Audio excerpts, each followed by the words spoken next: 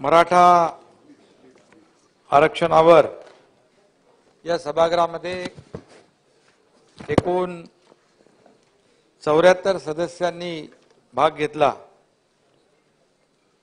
सगळ्यांची नावं मी घेत नाही, यामध्ये विरोधी पक्षनेते आहेत, पृथ्वीराज चव्हाण साहेब आहेत, तुमचे नाव दिले,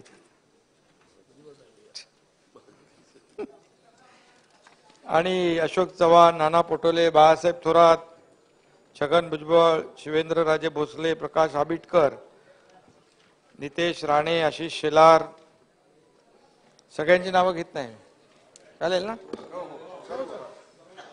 सर्व सन्माननीय सदस्य यांनी एकूण 17 तास 17 मिनिटं चर्चा केली। मी सर्वांनाच अध्यक्ष महोदय मनापासून या ठिकाणी धन्यवाद देतो। अतिशय सविस्तर चर्चा अतिशय महत्त्वाच्या विषयावर या सभागृहामध्ये झालेली आहे। सर्व पक्षाच्या सदस्यांनी यामध्ये गांभीर्याने चर्चा केली आणि खरं म्हणजे सर्वांनीच अतिशय पोटतिडकीने या सभागृहामध्ये मराठा आरक्षण या अतिशय महत्त्वाच्या विषयावर गांभीर्यपूर्वक चर्चा केलेली आहे। सर्वांची आपली भावना एकच आहे की मराठा समाजाला आरक्षण मिळालं पाहिजे, आणि म्हणून आपली जशी सगळ्यांची भावना तशी मुख्यमंत्री म्हणून माझी देखील पहिल्या दिवसापासूनची भावना आणि इच्छा मी देखील व्यक्त केलेली आहे।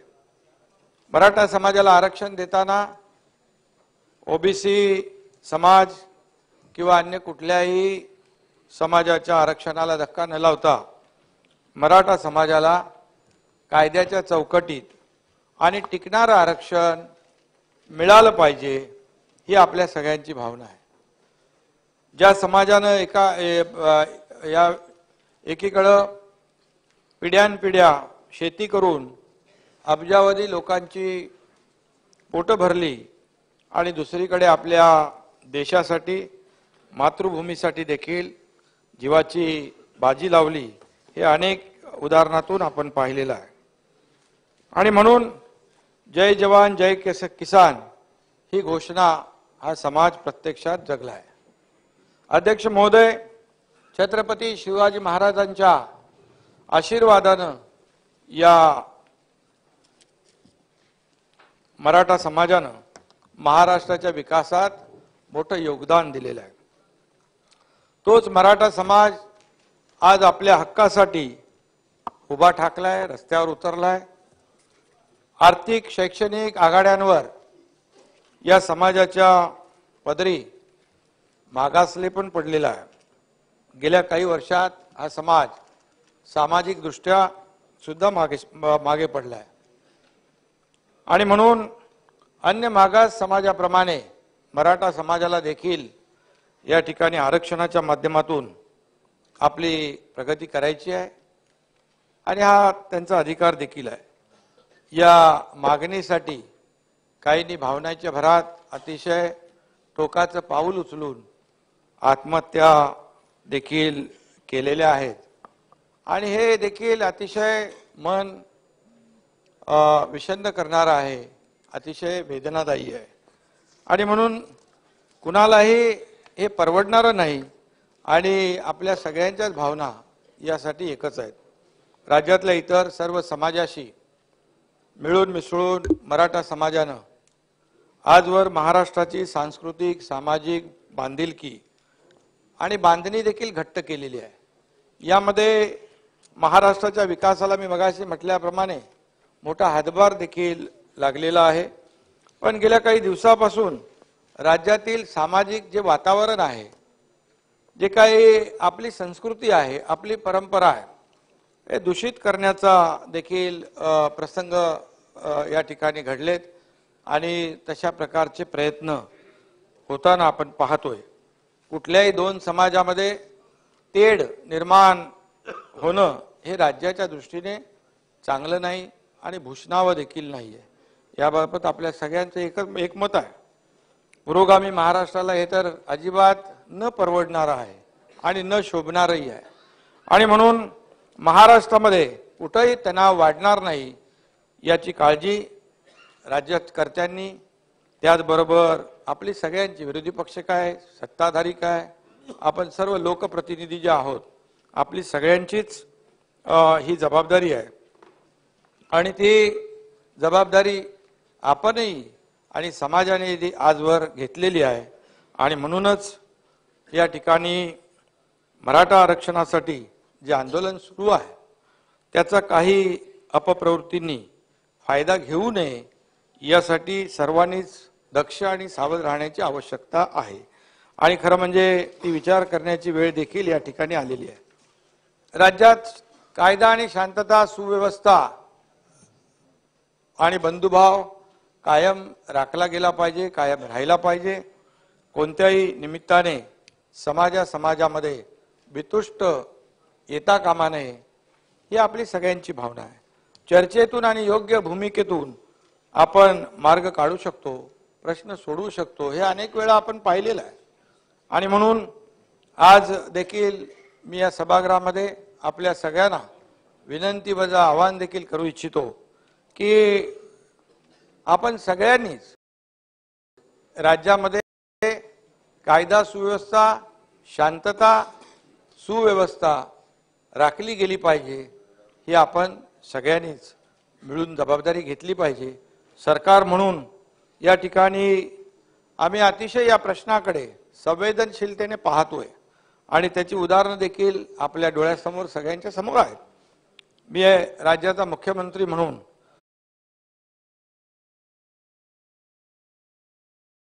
राज्यातील सर्व समाज बांधव जे आहेत, सर्व जातीपाती जे आहेत, त्या माझ्यासाठी एक समानच आहेत.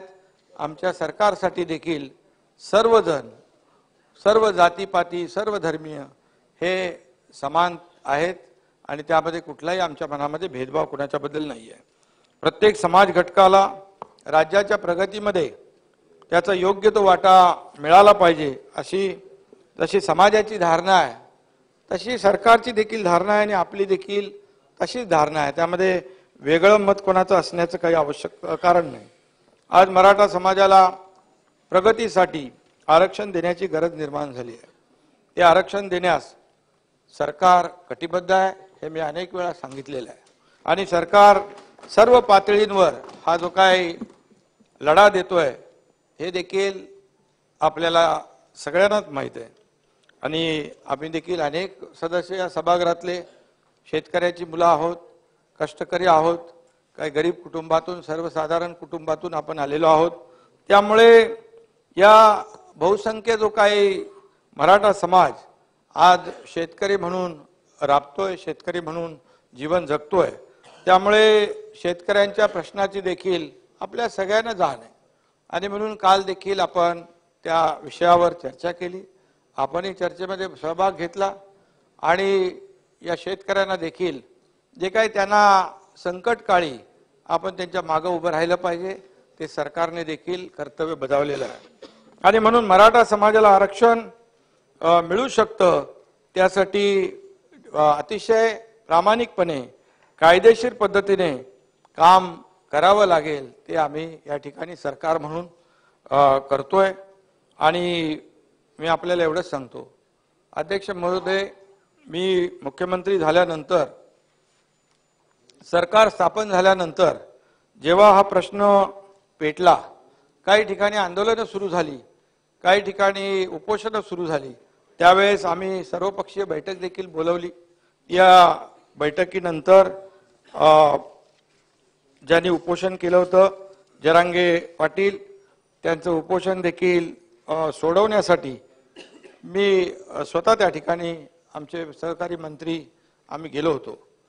आणि त्यानंतर आपण पाहिलं की जी मागणी होती कुणबी प्रमाणपत्र, ज्या नोंदी आहेत कुणबी नोंदी, त्या कुणबी नोंदी जो आपला GR आहे, आपला कायदा आहे, आपला नियम आहे आणि ज्यांचे पुरावे मिळाले त्यांना जुन्या नोंदी ज्या आहेत त्या मिळाल्या, त्याला कुणाचाही विरोध असण्याचं काम नाही, विरोधही नाहीये.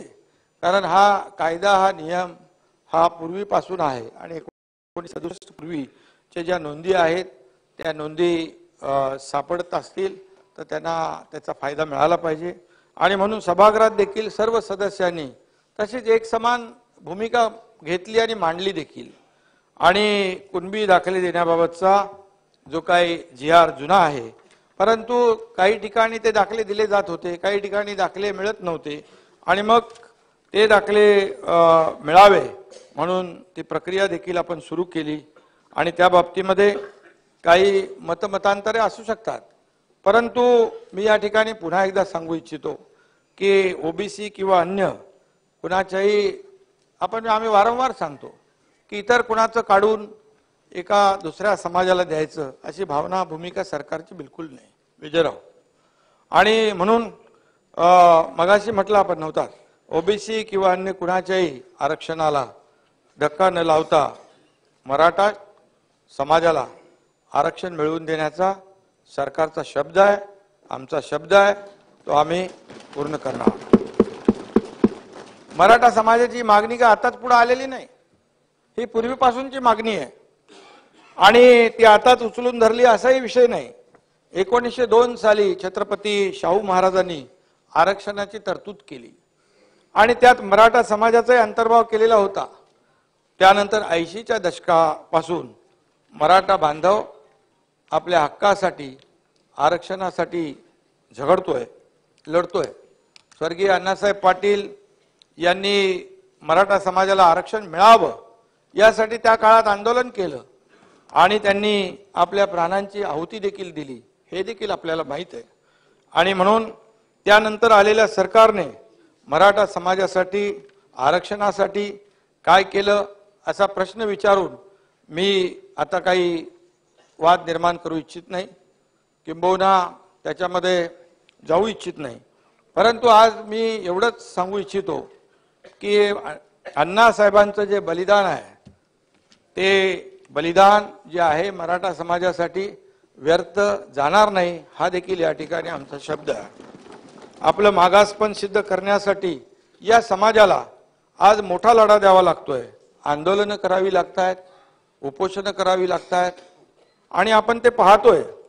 शेतीत आणि सहकारात राबणाऱ्या मराठा समाजातून आजवर अनेक नेते, लोकप्रतिनिधी सत्तेत आले, मोठेही झाले, नावारूपाला आले, पण त्यांना मराठा समाजाच्या मागण्या मान्य करून त्यांना न्याय देण्याची देखील मोठी संधी होती. पण दुर्दैवाने या नेत्यांना आपल्या समाजाचं मत कळलं, परंतु मन कळलं नाही का माहीत नाही, परंतु समाजाच्या भावना मराठा नेतृत्वाला कळल्या असत्या तर समाजाला यापूर्वीच न्याय मिळाला असता, एवढंच मी या ठिकाणी सांगू इच्छितो. मंडल आयोगाच्या अहवालानंतर देखील मराठा समाजाला आरक्षण मिळवून देण्याची सुवर्ण संधी होती, पण ते आता गेली. तो विषय इतिहास जमा झाला, त्याच्यामध्ये मी जाऊ इच्छित नाही. आणि म्हणून राजकारणातली काही लोक, काही नेते, काही लोकप्रतिनिधी म्हणजे मराठा समाज, संपूर्ण मराठा समाज होत नाही. आणि म्हणून बहुसंख्य मराठा समाज आजही अत्यंत हलाखीच्या परिस्थितीमध्ये जगतोय. आर्थिक, शैक्षणिक आणि सामाजिक दृष्ट्या तो मागासलेला आहे. मराठा आरक्षणावरून एक मराठा लाख मराठाची हाक देत 56 क्रांती मोर्चे या राज्याने पाहिलेले आहेत आणि अतिशय शांततेने हे मोर्चे त्यावेळेस निघाले. त्यावेळेस देवेंद्रजी मुख्यमंत्री होते आणि सगळं अतिशय शांततापूर्ण, जबाबदारीने आणि शिस्तबद्ध पद्धतीने सुरू होतं. मात्र त्या शांततेमध्ये देखील एक आक्रोश होता, एक तळमळ होती आणि एक दाहकता देखील होती. हे आपणही पाहिलेलं आहे, मला ते सांगण्याची आवश्यकता नाही.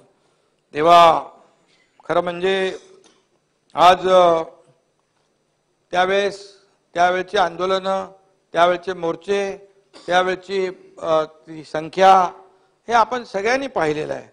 पण त्यावेळेस देखील आपण पाहिलं की आपण सगळ्यांनीच एकमताने सगळ्यांचं एकमत होतं आणि आपण या सर्वोच्च सभागृहातून आपल्याला आणि राज्यातील जनतेला मी मगाशी आवाहन केलंय आणि आताही सांगू इच्छितो की मराठा समाजाला टिकणारं आरक्षण, कायद्याच्या चौकटीत बसणारं आरक्षण मिळालं पाहिजे, ही भावना आपल्या सगळ्यांची आहे. इतर समाजाचा अधिकार न डावलता तो अधिकार त्याला मिळाला पाहिजे, त्यावर त्यांचा जो नैसर्गिक हक्क आहे तो देखील या ठिकाणी डावलता कामा नये. ही भूमिका सरकारची आहे, आपल्या सगळ्यांची आहे. अन्य कुणावरही अन्याय न करता मराठा समाजाला आरक्षण देण्यासंदर्भातली जी कारवाई आहे ती सुरू झालेली आहे आणि त्या काळात देखील मी राजकारण करू इच्छित नाही, परंतु ते मोर्चे निघाले, त्यालाही काही लोकांनी त्या काळात गालबोट लावण्याचा प्रयत्न केला. मूक मोर्चा होता, त्याला काही मुका मोर्चा म्हणून हिणवण्याचा देखील प्रयत्न त्या काळात झाला. ही वस्तुस्थिती आहे. कारण अतिशय शिस्तीने त्याचं सगळीकडे राज्यात नाही देशभरामध्ये त्या मोर्चांचं कौतुक झालं की आंदोलनाचं कौतुक झालं. लाखो लोक एकत्र येऊन देखील कुठल्याही परिस्थितीमध्ये कुठल्याही कायदा सुव्यवस्था किंबहुना कुणालाही आपल्यामुळे त्रास होणार नाही याची काळजी घेऊन हे सगळे मोर्चे झालेले आहेत. आणि म्हणून आज मी एवढंच सांगतो की या मराठा समाजाच्या आंदोलनाचा गैरफायदा कुणी घेता कामा नये आणि त्याच्यावर राजकीय पोळी भाजण्याचा कुणी प्रयत्न करता कामा नये. हे जसं आमचं मत आहे तसं तुमचंही आहे. आणि म्हणून मुळामध्ये जे आरक्षण त्या काळामध्ये आपण देवेंद्रजी मुख्यमंत्री असताना 16% आरक्षण दिलं, कायदा केला, भावना त्यांच्या लक्षात घेऊन आपण तो निर्णय घेतला. हायकोर्टमध्ये ते आपण टिकवलं, परंतु दुर्दैवाने सुप्रीम कोर्टामध्ये ते रद्द झालं. ही वस्तुस्थिती आहे. आणि म्हणून यामध्ये त्या काळात देखील रद्द झाल्यानंतर आपण पाहिलं त्यामध्ये नंतर देखील आंदोलनं झाली. गेल्या सरकारमध्ये छत्रपती संभाजीराजेंनी देखील आझाद मैदानवर आमरण उपोषण केलं. त्यांच्याशी चर्चेला मी गेलो होतो. माझ्याबरोबर काही मंत्री होते, तेव्हा काय मी मुख्यमंत्री नव्हतो, मंत्री म्हणूनच आम्ही गेलो होतो, नगर विकास मंत्री होतो. आणि मराठा आरक्षणासाठी जे जे काही करता येईल ते करू असा शब्द देखील त्यांना आम्ही त्यावेळेस दिला होता. आणि तो शब्द आता पूर्ण करण्याची जबाबदारी आता आपल्यावर आलेली आहे. सत्तेवर आल्यानंतर लगेच ऑगस्ट 2022 मध्ये विधिमंडळ अधिवेशनात अधिसंख्य पदांची निर्मिती जी आहे ती निर्मिती व निवड केलेल्या उमेदवारांच्या नियुक्तीबाबत आपण कायदा केला. 21 सप्टेंबर 2022 रोजी GR काढून अध्यक्ष महोदय त्याची अंमलबजावणी देखील सुरू केली. त्यावेळेस देखील आपण जे सिलेक्शन झालं होतं, परंतु त्यांना नियुक्त्या मिळाल्या नव्हत्या. परंतु ते मागच्या सरकारमध्ये तो निर्णय घेतला गेला नव्हता. परंतु सरकार आमचं आल्यानंतर आम्ही जवळपास 1053 जणांना, त्याचबरोबर 2000 विद्यार्थ्यांना नोकरीमध्ये रुजू करून घेतलं. एकूण 4053 जणांना शासकीय सेवेमध्ये आम्ही त्या काळात सामावून घेतलं. ही मोठी गोष्ट आहे. अधिसंख्य पदं आणि त्यांची अपेक्षा होती. अशोकरावांना माहीत आहे तो विषय. आणि जे आमचे ज्येष्ठ सहकारी चंद्रकांत दादा च्या अध्यक्षतेखाली 4 ऑक्टोबर 2022 रोजी मराठा आरक्षण आपली जी काय मंत्रिमंडळ उपसमिती स्थापन करून या समितीने आपलं काम देखील सुरू केलं. मराठा आरक्षण व इतर सर्व निर्णय घेण्याचे अधिकार या समितीला आम्ही दिले. आणि 5 डिसेंबर 2022 रोजी या मंत्रिमंडळ उपसमितीला मदत करण्यासाठी विशेष सल्लागार समितीची देखील आपण स्थापना केली. त्यामध्ये आपले प्रवीण दरेकर, भरत गोगावले, योगेश कदम, नरेंद्र पाटील यांचा देखील समावेश त्यामध्ये केला. हे मी आवर्जून सांगू इच्छितो की या 2-2.5 महिन्यात शासनाने एकतर्फी निर्णय घेतलेले नाहीत, तर सर्व पक्ष, संघटना यांना सुद्धा मराठा समाजासाठीचे निर्णय घेताना विश्वासात घेतलेला आहे। माझ्या अध्यक्षतेखाली जवळपास अध्यक्ष महोदय 10 बैठका झाल्या। आम्ही दोन्ही उपमुख्यमंत्री होते। उपसमितीच्या 12 बैठका झाल्या। दादा बरोबर आहे ना? आणि मुख्य सचिवांच्या अध्यक्षतेखाली 2 बैठका, सल्लागार मंडळाच्या 7, अशा एकूण 30 बैठका या काळामध्ये घेतल्या गेल्या। सर्वपक्षीय बैठका देखील घेतल्या। त्या बैठकीमध्ये देखील अनेक ज्येष्ठ लोकप्रतिनिधी होते। पवारसाहेब देखील आले होते। आणि मनोज जरंगे पाटील यांनी जालन्यातल्या अंतरवाली येथे उपोषण सुरू केलं। मी मगाशी म्हटलं त्याला त्या बाबतीमध्ये की उपोषण सोडवण्यासाठी सरकारने प्रामाणिक प्रयत्न केले। काही आपले तज्ञ लोक होते, त्यांनाही आम्ही पाठवलं। आणि शेवटी आज लोकभावना लक्षात घेऊन सरकार कुठेही आपला इगो किंवा ताठर भूमिका सरकारने कधीच घेतली नाही। सरकारने गिरीश महाजन इकडे आहेत आणि शासन प्रामाणिकपणे नेहमी प्रत्येक म्हणजे मराठा समाजात नाही, ओबीसी समाजाचे आंदोलन जिकडे होती, धनगर समाजाचे आंदोलन जिकडे होती, आपले आदिवासी समाज काही ठिकाणी होता, टोकरे कोळी समाजाचे आंदोलन होती। तर या ठिकाणी आमचे मंत्री स्वतः या ठिकाणी जाऊन त्यांची उपोषण सोडवण्याचं काम केलं। तेव्हा कुठेही असं मनामध्ये आम्ही कशाला जायचं ही भूमिका कधी ठेवली नाही। फेब्रुवारी 2023 मध्ये मुंबईत झालेल्या मराठा आरक्षण आणि कुणबी प्रमाणपत्रांची जी काही भूमिका स्पष्ट केली, त्यामध्ये मग आंदोलनानंतर कुणबी प्रमाणपत्रांची मागणी ऐरणीवर आली। 7 सप्टेंबर 2023 रोजी निवृत्त न्यायमूर्ती संदीप शिंदे यांच्या अध्यक्षतेखाली सरकारने एक समिती नेमली। मराठवाड्यातील मराठा कुणबी मराठा जात प्रमाणपत्र नोंदी पाहून देण्याची कार्यपद्धती आपण निश्चित केली। तज्ञ समितीची नियुक्ती केली। निजामकालीन पुरावे असतील, वंशावळी असतील, शैक्षणिक पुरावे असतील, महसुली पुरावे असतील, निजामकालीन करार असतील, त्यावेळच्या सनदी असतील, राष्ट्रीय दस्तावेज या पुराव्यांची तपासणी कशी करायची हे या समितीने एक कार्यपद्धती ठरवली। आणि त्या शिंदे समितीस सादर करण्यात आलेले जे आपलं 12 विभागांचे पुरावे 1967 चा जो कायदा 2004 चा कायदा, त्यामध्ये कुठल्याही मूळ धोरणात मूळ कायद्यामध्ये बदल न करता, GR मध्ये काही बदल न करता त्यामध्ये ग्राह्य असे दस्तावेज तपासण्याची सुरुवात झाली। आणि त्यामध्ये मोठ्या प्रमाणावर खासरा पत्रक, पाहणी पत्रक, कुळ नोंदवही, नागरिकांचे राष्ट्रीय रजिस्टर, गावाची खाणेसुमारी, सातबारा, जन्ममृत्यू नोंदवही, असे अनेक जे पुरावे आहेत, ज्या ज्या पुराव्यामध्ये जातीचा उल्लेख केला जातो ते पुरावे तपासण्याचं काम या ठिकाणी केलं। आणि यामध्ये सर्वात म्हणजे तपासणी झाल्यानंतर जे 1967 पूर्वीचे ज्या नोंदी आहेत त्या तपासण्याचं काम केलं। आणि त्यामध्ये सर्वात महत्त्वाचं म्हणजे हे सर्व जे पुरावे आहेत, ही सर्व कागदपत्र आहेत, हे आपण पब्लिक डोमेनवर ठेवायला देखील सांगितले। आणि त्याचबरोबर अध्यक्ष महोदय, जातीचे प्रमाणपत्र देण्यासाठीचा कायदा शासनाने 2000 मध्ये केला आहे।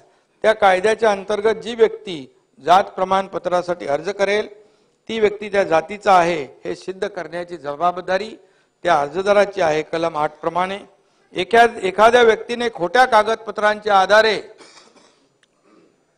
जात प्रमाणपत्र प्राप्त केल्यास आणि तसे सिद्ध झाल्यास त्या व्यक्तीचे ते प्रमाणपत्र रद्द केले जातं आणि त्याने घेतलेले सर्व लाभ काढून घेण्यात येतात कलम 10 प्रमाणे। ज्या व्यक्तीने बोगस प्रमाणपत्र घेतल्याचे सिद्ध झाल्यास त्याच्यावर फौजदारी कारवाई केली जाते। यासाठी 6 महिने ते 2 वर्ष सश्रम कारावास अथवा दंडाची देखील तरतूद त्यामध्ये कलम 11 प्रमाणे केलेली आहे। या कायद्याअंतर्गत केलेला अपराध हा दखलपात्र व अजामीन पात्र देखील आहे। त्यामुळे ज्या सक्षम प्राधिकाऱ्याने हेतू पुरस्पर जातीचे खोटे प्रमाणपत्र दिल्यास त्यालाही 6 महिने ते 2 वर्ष सश्रम कारावास अथवा त्याला दंडाची शिक्षा होऊ शकते कलम 13 प्रमाणे। त्यामुळे कुणबी लिहिलं आणि प्रमाणपत्र दिलं एवढं तसं सोपं नाही, हे मी आपल्याला सभागृहाला मुद्दाम सांगू इच्छितो। त्यामुळे कोणीही भीती बाळगण्याची आवश्यकता नाही, मनामध्ये संभ्रम ठेवण्याची आवश्यकता नाही, मनामध्ये शंका ठेवण्याची आवश्यकता नाही।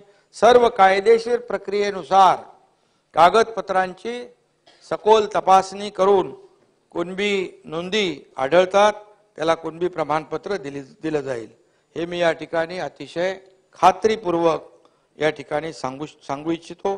अतिशय काटेकोरपणे या ठिकाणी याचं पालन केलं जात आहे, तशा प्रकारच्या सूचना सगळ्यांना दिलेल्या आहेत।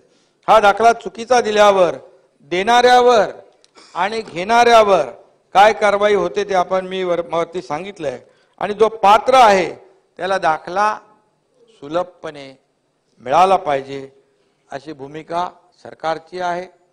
जो हकदार आहे अशा प्रकारचे निर्देश आपण त्यांना दिलेले आहे। समितीची व्याप्ती जी आहे ती आपण मराठवाड्याबरोबर इतरही जिल्ह्यामध्ये वाढवली होती। पुराव्यांच्या तपासण्या सुरू झाल्या। काही पुरावे अध्यक्ष महोदय मोडी लिपी, उर्दूमध्ये, काही फारसी लिपीमध्ये अशा प्रकारचे पुरावे सापडले। काही जीर्ण झालेले पुरावे सापडले, त्यानंतर त्याचं भाषांतर देखील करण्याची सुरुवात झाली। या सगळ्या कालावधीमध्ये मी स्वतः आणि आमचे दोन्ही उपमुख्यमंत्री देखील वारंवार विभागीय आयुक्त असतील, जिल्हाधिकारी असतील यांच्याशी सातत्याने संपर्कात होते, त्यांना सूचना आम्ही दिल्या होत्या आणि त्यामुळे समितीच्या समन्वयासाठी राज्यभरामध्ये 1858 कक्ष देखील स्थापन केले होते। आणि न्यायमूर्ती शिंदे समितीचा पहिला अहवाल अध्यक्ष महोदय 31 ऑक्टोबरला राज्य मंत्रिमंडळाने स्वीकारला। दुसरा अहवाल समितीने काल आम्हाला सादर केलेला आहे। हा जवळपास 407 पानांचा अहवाल आहे। हा अहवाल विधी व न्याय विभागाला छाननी आणि विश्लेषणासाठी त्याचं स्क्रुटिनी करायला, ॲनालिसिस करायला पाठवत आहोत आणि त्यानंतर त्यांच्या अभिप्रायानंतर मंत्रिमंडळासमोर तो ठेवण्यात येईल। आणि त्यामुळे मराठवाड्यातील निजामकालीन नोंदी ज्या आहेत या काही सध्याच्या तेलंगणा सरकारकडे डिजिटल स्वरूपात देखील उपलब्ध आहेत, त्या देखील तपासल्या जातील। आता इथं विरोधी पक्ष नेते आहेत, अशोकराव आहेत, बाळासाहेब आहेत, आता विजयराव आहेत, तिकडे आपलं सरकार आहे, आपल्याला त्यांची मदत होईल आणि जे काही गोष्टी आपल्याला आहेत त्याला देखील सहकार्य मिळेल। आपण देखील तेलंगणा सरकारला पत्र लिहिलं आहे। आणि अध्यक्ष महोदय न्यायमूर्ती शिंदे यांच्या अहवालातील शिफारसीनुसार या ठिकाणी ज्यांच्या नोंदी आढळलेल्या आहेत त्याप्रमाणे प्रमाणपत्र वेबसाईटवर अपलोड केली जात आहेत। म्हणजे अतिशय ट्रान्सपरंट आपण ती सिस्टीम ठेवलेली आहे, कुणालाही बघता येईल। त्याच्यामध्ये असंही कुणाला वाटलं बाबा यांनी जातीचा दाखला खोटा केला आहे त्याच्यावर तक्रार करण्याचे देखील अधिकार त्या कायद्यामध्ये आहेत। आणि त्यामुळे यांच्या समितीने मराठवाड्यात आणि इतरही जिल्ह्यामध्ये चांगलं काम केलेलं आहे आणि त्यामुळे बऱ्यापैकी नोंदी देखील सापडत आहेत। ज्यांच्या नोंदी सापडतील त्यांचा हक्क जो आहे कुठेही डावलला जाणार नाही, पण खोटं प्रमाणपत्र कुणालाही घेण्याचा अधिकार नाही, तो दिला जाणार नाही। जर पात्र व्यक्तींवर कुणी अन्याय करत असेल तर देखील अध्यक्ष महोदय संबंधित अधिकाऱ्यांवर संबंधितांवर कारवाई देखील केली जाईल। तसेच हे दाखले देण्याच्या प्रक्रियेत जर कुठं गैरव्यवहार जर आपल्याला पाहायला मिळाला, पात्र नसतानाही दाखले देण्याचे प्रकार कुठे निदर्शनास आले तर त्यांच्यावर देखील कठोर कारवाई केली जाईल। कारण JR आपला आहे जुना, परंतु काही भागामध्ये ते मिळत होते दाखले, परंतु काही भागामध्ये ते दाखले मिळत नव्हते। त्यासाठी लोकांना चक्रा मारायला लागत होतं, वन भटकावं लागत होतं आणि म्हणून शासनाने पुढाकार घेऊन या ठिकाणी ही समिती नेमली आणि त्यामध्ये काही बऱ्याच लोकांना यामध्ये त्याचा लाभ झालेला आहे। सर्व समाज घटकांसाठी असलेल्या संस्थांच्या कार्यक्रम आणि योजनांमध्ये समानता असली पाहिजे अशी अनेक सदस्यांची भावना होती आणि म्हणून सर्वांना समान न्याय मिळेल या दृष्टीने अध्यक्ष महोदय बार्टी, सारथी, महाज्योती, TRTI, अमृत या संस्थांच्या कार्यक्रम योजनांमध्ये एक समानता आणण्याचा निर्णय देखील आमच्या सरकारने घेतलेला आहे आणि अपर मुख्य सचिवांच्या अध्यक्षतेखालील समिती याबाबत नियोजन करते आहे। प्रत्येक संस्था त्यांचा वार्षिक कृती आराखडा तयार करून तो समितीसमोर मान्यतेसाठी ठेवेल। या संस्था विविध घटकांसाठी सामाजिक, आर्थिक आणि शैक्षणिक उपक्रम राबवत आहेत। त्याचप्रमाणे फेलोशिप, विद्यार्थ्यांसाठी स्पर्धा परीक्षा तयारी, पोलीस आणि सैन्य भरती प्रशिक्षण, कौशल्य विकास, संशोधन आणि प्रशिक्षण, वसतिगृहामध्ये प्रवेश, न मिळालेल्या विद्यार्थ्यांना देण्यात येणारा निर्वाह भत्ता, स्वाधार, स्वयं आधार अशा वेगवेगळ्या योजना या ठिकाणी राबवण्यात येत आहेत। PhD फेलोशिप योजनेत बार्टी, सारथी आणि महाज्योतीमध्ये प्रत्येकी 200 विद्यार्थी तर TRTI मध्ये 100 विद्यार्थ्यांचा समावेश करण्यात आला आहे। सारथी